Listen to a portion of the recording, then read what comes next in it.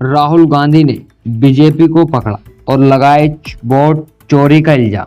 आइए जानते हैं क्या है राहुल गांधी की रणनीति।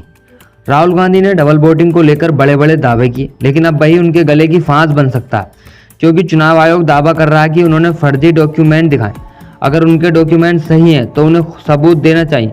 अगर ऐसा हुआ तो राहुल गांधी पर जेल जाने का खतरा बन सकता है। कर्नाटक में डबल वोटिंग का दावा अब कांग्रेस नेता राहुल गांधी के लिए कानूनी पचड़ा बन गया है। राहुल गांधी ने अपनी प्रेजेंटेशन में एक डॉक्यूमेंट दिखाते हुए दावा किया था कि यह चुनाव आयोग का रिकॉर्ड है। शगुन रानी नाम की एक महिला के पास दो वोटर आईडी, इसके पोलिंग बूथ ऑफिसर का टिक मार्क लगा, जो यह साबित करता है कि शगुन रानी ने 2 बार वोट किया है। अब यही राहुल गांधी के गले की फांस बन गया है, क्योंकि चुनाव आयोग कह रहा है कि पूरी कहानी की उल्टी है। कर्नाटक के चीफ इलेक्शन कमीशन ने राहुल गांधी को नोटिस जारी कर दिया और पूछा कि जो दावा आपने किया है उसका सबूत दो, क्योंकि हमने जो जांच की है उसके मुताबिक शगुन रानी नाम की महिला ने 2 बार वोट नहीं किया। लेकिन सबसे बड़ा सवाल, अगर राहुल गांधी का दावा गलत पाया गया तो क्या होगा। कहा जा रहा है कि उन पर आर्टिकल 337 के तहत कार्रवाई हो सकती है। आखिर ये आर्टिकल 337 है क्या।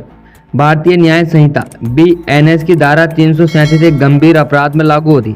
जब भी कोई शख्स सरकारी दस्तावेज या कोर्ट रिकॉर्ड की जालसाजी करता है तो उस पर यह धारा लगाई जा सकती है। जैसे कोई शख्स अगर वोटर आईडी, आधार कार्ड, जन्म मृत्यु या विवाह रजिस्टर, सरकारी प्रमाण पत्र, कोर्ट की कार्यवाही के रिकॉर्ड, पावर ऑफ अटॉर्नी जैसे दस्तावेज पर खेल करे तो वह इस खेल में फंस सकता है। माना जा रहा है कि राहुल गांधी ने जिस तरह चुनाव आयोग के डॉक्यूमेंट को गलत तरीके से पेश किया, उसमें छेड़छाड़ की गई है, वह इस दायरे में आएगी। अगर ऐसा हुआ तो कड़ी कार्रवाई की जा सकती है।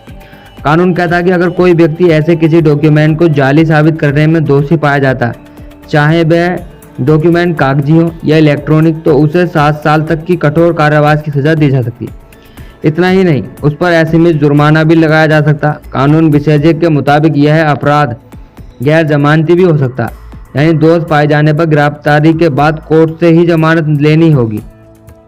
कानून यह भी कहता है कि अगर आरोप साबित होते हैं तो दोषी व्यक्ति को राजनीति में बने रहने पर भी असर पड़ सकता है, क्योंकि जनप्रतिनिधित्व कानून 1951 के तहत 2 साल या उससे अधिक की सजा होने पर संसद या विधानसभा की सदस्य जा सकती है। राहुल गांधी के मामले में अगर जांच और कोर्ट में यह साबित होता है कि उन्होंने वोटर लिस्ट से जुड़ा कोई जाली डॉक्यूमेंट बनाया या इस्तेमाल किया, तो धारा 337 के तहत उन पर केस चल सकता है और दोषी साबित होने पर उन्हें 7 साल तक की जेल हो सकती है।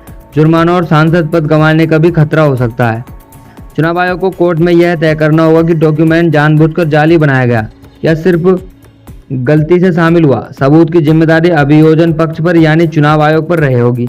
दोष साबित होने पर सजा और जुर्माने की मात्रा अदालत तय होगी। कर्नाटक चुनाव आयोग के दावे पर कांग्रेस ने सवाल उठाए। कांग्रेस महासचिव केसी वेणुगोपाल ने कहा कि राहुल गांधी ने चुनाव आयोग पर गंभीर आरोप लगाते हुए कहा कि उनका बड़ा खुलासा आयोग के अपने डेटा यानी वोटर लिस्ट पर आधारित है।